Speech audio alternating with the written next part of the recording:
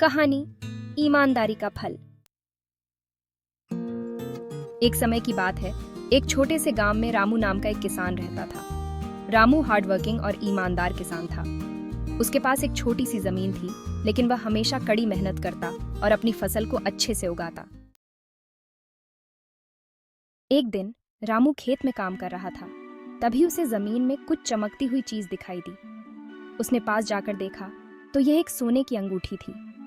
रामू ने सोचा, यह अंगूठी मुझे बहुत पैसे दिला सकती है, लेकिन फिर उसने सोचा, यह अंगूठी किसी की होगी, मुझे इसे लौटाना चाहिए। रामू ने अंगूठी को गांव के चौक पर रखा और वहां के लोगों से कहा, अगर किसी ने यह अंगूठी खोई है तो कृपया आकर ले जाएं। कुछ दिनों बाद एक व्यापारी वहां आया और उसकी आंखों में चिंता थी। उसने कहा, मेरी सोने की अंगूठी खो गई है। रामू ने तुरंत उसे अंगूठी वापस कर दी। व्यापारी ने रामू की ईमानदारी की तारीफ की और उसे इनाम देने की पेशकश की। रामू ने कहा, मैंने जो किया वो मेरा कर्तव्य था। कुछ समय बाद गांव में अकाल पड़ा।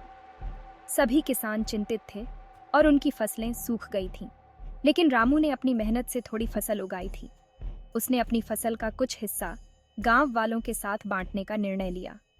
सभी ने रामू की ईमानदारी और उदारता की प्रशंसा की। इस दौरान व्यापारी ने रामू की कहानी सुनी और उसकी मदद करने का निर्णय लिया। उसने रामू को एक बड़ा खेत और नई बीजें दी ताकि वह और भी अच्छी फसल उगा सके। रामू ने मेहनत की और अपनी फसल को सफलतापूर्वक उगाया। गांव के लोग अब रामू को एक उदाहरण मानते थे। उन्होंने सीखा कि ईमानदारी और उदारता का फल हमेशा मीठा होता है। रामू की ईमानदारी ने न केवल उसकी बल्कि पूरे गांव की किस्मत बदल दी।